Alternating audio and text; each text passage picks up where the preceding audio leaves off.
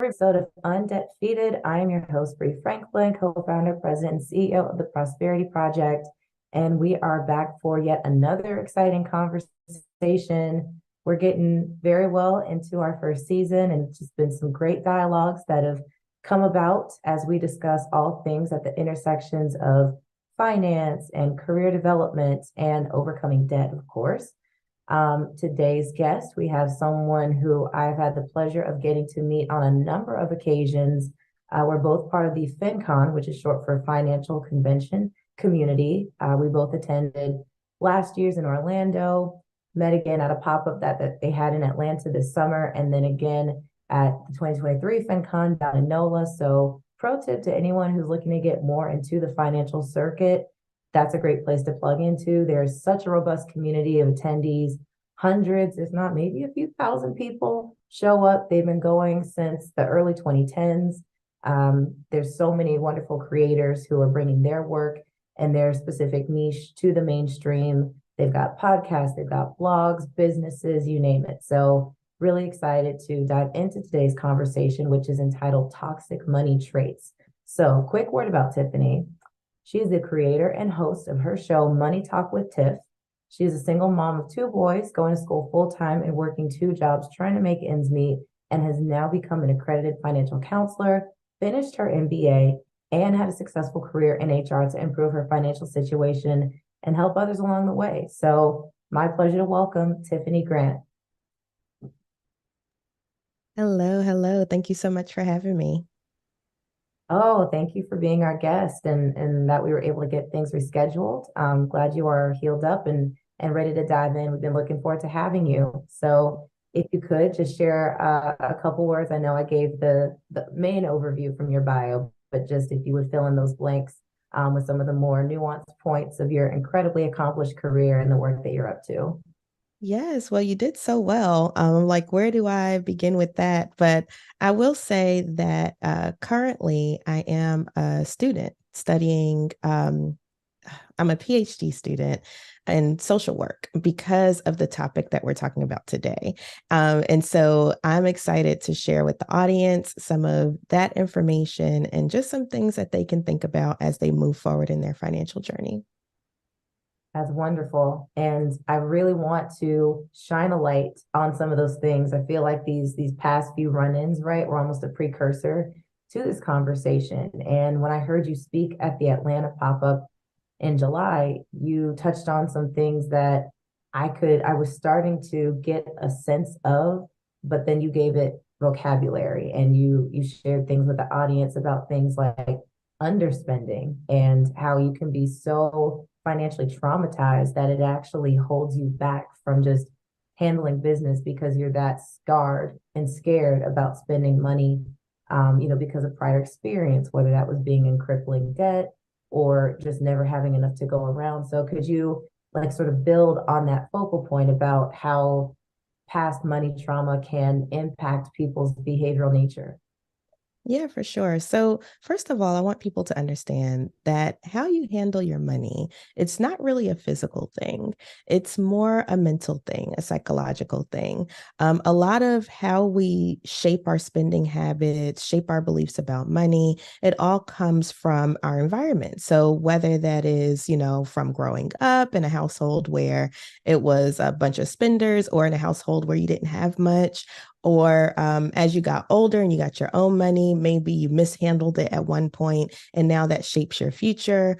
Or it could be, the friend circle that you have. Maybe everybody's spending a certain way or everybody's, acting a certain way. It could be social media. It could be like there's so many things around us that influence how we spend our money and how we relate to our money. And so I wanted to make that point clear for the audience as well, because a lot of people are like, I'm just bad with money. And really, that's not the case. Like anyone could really be good with, quote unquote, good with money. It just matters about where's your mindset with it. Like if you're already saying that you're bad with money, then your mindset is already there, and if you think it, you believe it, and so you'll do it. And so that's one thing that I will mention to the audience. try to cut down on the self-talk, the negative self-talk. A lot of times we talk ourselves out of things before we even start. And that's where I see a lot of my clients, when they come to me, they're like, Tiffany, I'm just horrible with money. I don't know what I'm doing, this, that, and the other. And I have to remind them, I'm like, well, you know more than your kid, right? Mhm. Mhm. And so you know more than you think you know. It's just putting it into action. And that's where that financial trauma and that mindset come into play. Because, they say if you know better, you'll do better. But that's not always the case. Yes, financial education is a piece of it, but it's not the whole thing. There's other parts and other things at play that really shape how we handle our money. That is such a word. And that's what I've had to come into my own understanding of too along my journey, which has been very much bootstrapped and self-guided. And I wish I had known you and known that people like you exist when I first started. And so much of what I was having to process was just that negative self-talk and no longer beating myself into the ground and just being so harsh about things that I didn't know, right? I think we all usually are doing the best we can of what we have. And when you have no real tools or resources under your belt to leverage, it can feel like you just have to drag yourself through the mud a bit and not really come into it as a journey where you're like, okay, I didn't have the best habits before, but I'm ready now. And just having that growth mindset. And so I'm really curious, was there, because like you clearly are so deeply connected to this work and the fact that people trust you and you've been able to cultivate these relationships and have grown this to such a successful offering, was this at all preceded by that journey with you where, you had to work through your own self-talk or someone pointed that out to you? Like, how did that really come into your realm and make you lock in on this is what I'm going to be focusing on? Yeah, absolutely. So, when I was starting out on my financial journey, I realized that I was carrying a lot of baggage from when I was younger. A lot of the people in my family, close family, have dealt with bankruptcies and foreclosures and things like that, all because Mm. they were super spenders. Everybody had credit cards. As a kid, it was awesome because I got everything that I wanted. But as an adult and as I got older, I realized, oh, like this is how people get into a lot of trouble. And so Mm. that's what made me start wanting to know more about how money works, how credit works, how do these things come into play. And so I just started researching stuff on my own and going into, okay, Tiffany, where are you getting this from? Like, where are you getting this thought process that credit is bad? Because that was my philosophy for a long time. Like, I was just like, credit is horrible. I never want it. I never want to get it. So I didn't get my first credit card till I was in like 20 something. And that was because I was terrified because I connected credit cards and credit with all the bad things that happened to my family. And so as I was unpacking that, I'm like, oh, this is a little more psychological than I thought it was. And actually, when I started my blog in 2017, that was my very first blog post. Money is an emotional thing. And I go over how even words can be triggering for some people. So, for instance, if I say budget, some people automatically have that, like, oh my gosh. And it could be because A, they don't know how. It could be because B, they tried and they failed. They feel like they failed. C, they feel like it's too difficult, so they don't even want to look at it or even try. And so you realize how different words can just spark different emotions. And then those emotions affect everything that you do.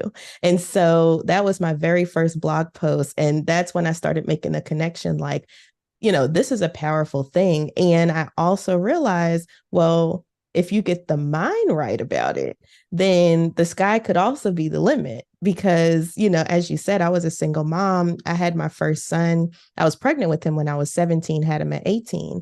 And according to statistics, I'm not supposed to be where I am. But the reason I am, one of the reasons, now there's other things at play too, but one of the reasons is because my mindset, like I've always had a growth mindset. I've always thought, you know what, Tiffany, you can do this. And luckily I had the support system behind me, my family that was able to watch the kids while I went to school and did all of these things that I wanted to do. But it all started with me. Like I could have said, well, you know what, there's no point. Let me just try to, do what I need to do for my kid and, just stay at the status quo. I could have easily stayed at the status quo, but I was like, you know what? No, he deserves better than that.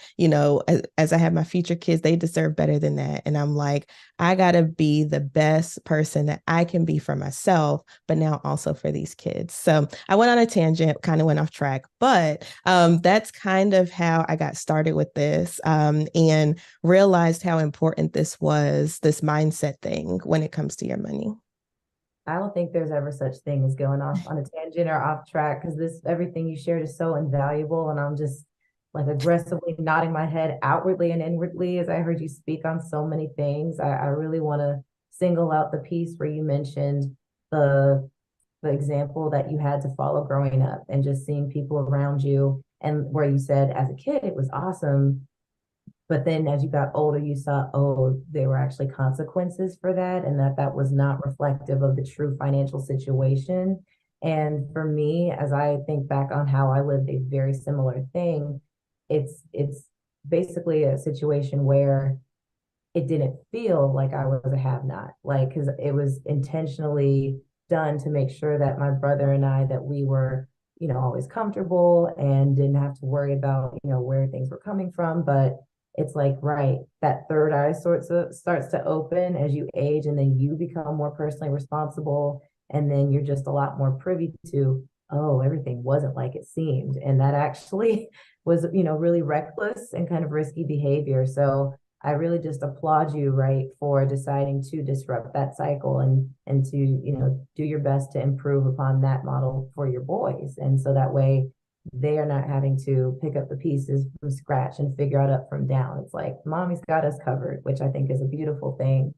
And I also too, just coupling that with the whole idea of paying it forward as you've learned and iterated on your own experience. Like that's how undefeated got here, right? Like I'm so about turning pain into purpose. And in my case, I suppose I did have some choices for how my debt story could have played out or what I let that do to me.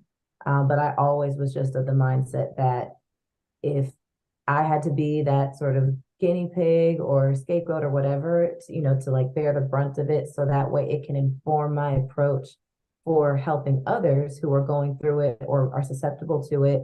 It's worth it 10 times over, because I know that that's a real powerful story that can really be a cautionary tale for people, and just do my small part, right, to make a dent in this massive issue. So I'm really in awe and want to commend that like-minded energy of how you were just determined to tackle this problem and set it on a better trajectory.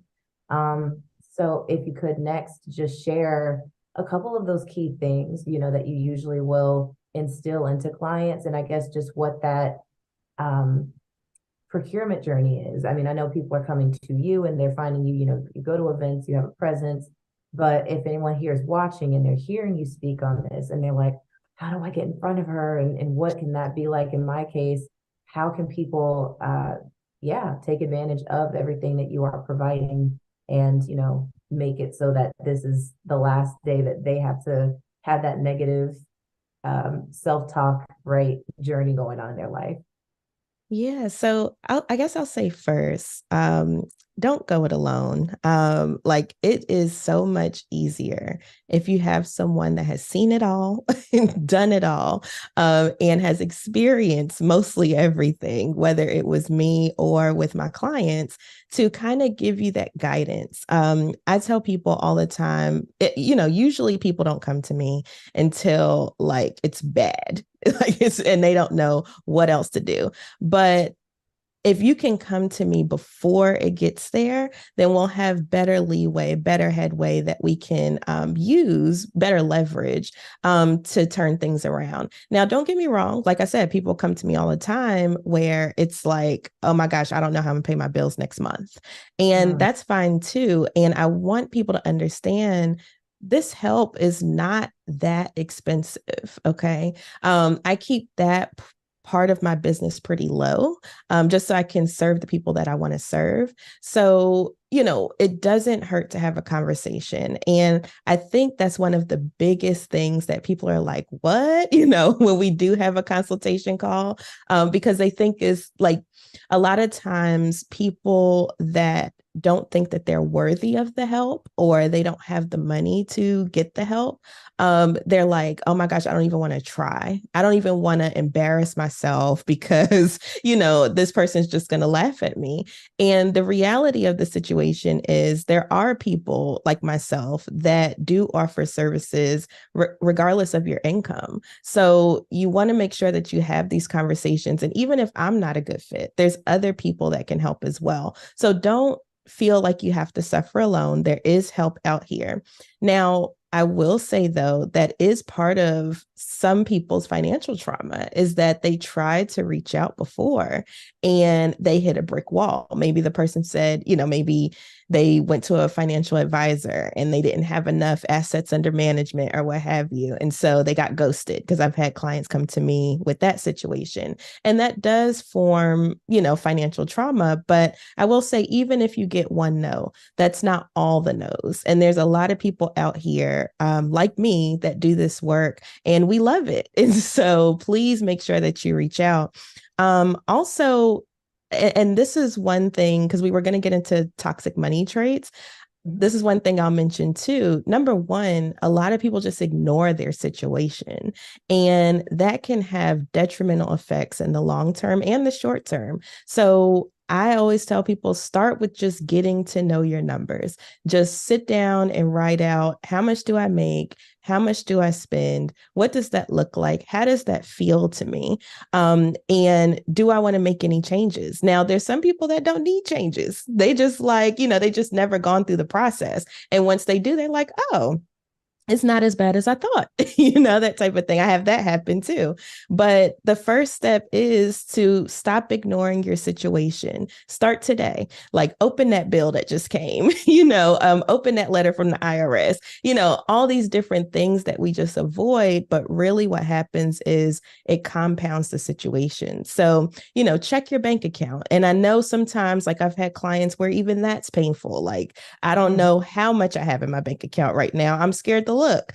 But I'm here to tell you that once you start getting exposure to the things that scare you, the more likely you are to not have that fear anymore. So you kind of have to take that first step. So I just want to encourage people today, like if this sounds like you and you're like, oh, Tiffany's preaching to me, she on the pulpit today, then make sure you are taking that first step and you're seeing what your situation truly is. You may be surprised. It may not be as bad as you think. And that's another point where the mindset comes in. Sometimes we think things are worse than what they really are. And until we sit down with the numbers, we realize our mind has just been playing tricks on me. It happens to me sometimes, even today. And thank you for your vulnerability with that. Like I really love when people can just say, I'm not above this. Like these things apply to me too. And no one here is perfect. And just like you said too, to open that response up that there is community and that this is not something people have to white knuckle it through, unless they choose to. But like that doesn't have to be the case because there are collectives, there are groups. And I just come back to being so grateful for how you are staring this in the face and just calling out the fact that energy begets energy and that taking different steps. I think there's an Albert Einstein quote where it's saying we won't solve the problems we created with the thinking that got us here. Something like that. I may have totally mixed that up, but but we get the point. yes, I feel like that's a 95% trustworthy summation of the thought. And I think that really applies here. So I know that there's so much more extended dialogue, and hopefully maybe we can even take the stage at at FinCon next year to have this redone in like a more long format kind of way. But for the sake of the episode, since we want to keep it shorter and sweeter for people to unpack everything, what would your advice and action be for the audience as we prepare to wrap up? Well, I guess I jumped ahead because I would say, if you're the type of person where you are scared of your financial situation, start exposing yourself to it. And it is going to be very, very difficult in the beginning. I can be honest with you. A lot of times people come to me, they have stacks of mail that they just haven't opened, or they haven't checked their bank account in a month or so, or things like that, where they just swipe at the store without knowing if it's going to go in overdraft and don't really care, those types of things. If that sounds like you, then make sure you're taking that step today. Mhm. I said today. To go ahead and start looking over those things. And if you feel overwhelmed, like I said, get help. There's people out here to help you not feel that overwhelming feeling. And also don't be ashamed, because honestly, we've seen it all. Like, a lot of people come to me, they're like, oh, I know this is the worst you've ever seen. I'm like, actually, no, it's not. It's not even that bad. But it's just, people think that their situation is the worst situation. And I'm here to tell you that it can be so much worse than where you are, regardless of where you are. So realize that, understand that, and start exposing yourself to that. And I will say that that's probably my best tip right now. And also, I'll say one of my favorite quotes that I live by is, everything you've ever wanted is on the other side of fear. And that rings true with this too. Everything you've ever wanted financially is on the other side of that fear of doing things wrong. So make sure you check in, reach out for help, and just take action. Like, that's the only thing you can do. Take action. That is powerful right there. And I think I mean, this could be a whole other conversation, but just knowing that a lot of people have been told that this is the worst, right? Like, there's that one prominent financial guru who, I mean, I listened into the show once upon a time, and people would ask very sincere, like fully transparent questions, and the way that they would get barked at in response and just, I mean, torn to shreds at like a deep, you would think it was a personal attack, right? So yes, I totally want to echo that with my full chest. If anyone is bashing you over the head and not showing you any grace, run away. That is not acceptable. That is not something that anyone should ever have to put up with. That is fully a them problem and their inability to be compassionate and empathetic. So yes, I think Tiffany nailed it beautifully. To round out with my Breeism, I would just build on that and say action has no expiration date. And today is a perfect place to start. I know a lot of us like to think about it as lost cause or sunk cost fallacy, like, oh, if I didn't do this 5 months ago, 5 years ago, it's not worth it. Not true. Start today. Be willing and ready to open yourself up to doing things differently. But yeah, just as long as you are keep continuing to move forward, that is the key for getting to that blissful other side, right? So just thank you again, Tiffany. This conversation always, anytime we get to talking, for me, it's just always such a great time and adds so much more value to my day. So cannot thank you enough for working with us to make sure that we could get you in for this episode. Always a pleasure to learn from you, and can't wait to see you. I'm sure there'll be so many more FinCom pop-ups, both officially and offline, right, through our sub community. So looking forward to it. Yes, thank you so much for having me. This was so much fun, and hopefully I was able to help someone out there. That's my thought. I just want to help one person, at least one. If it's more, cool, but at least one. And I hope you all will find peace in your money, and just make sure that you spend it wisely.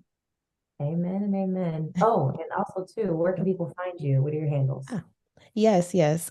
So you can find me everywhere at Money Talk with T. And then you can find my podcast, Money Talk with Tiff. And then also the blog is moneytalkwitht.com. Perfect. Y'all heard her. Get following, get to looking her up online. You will not be disappointed, I promise. Thank you again. Excited for our next conversation and just congratulations on everything you've built and overcome and are actively still working on to better the world around us. Thank you so much. You as well. All right.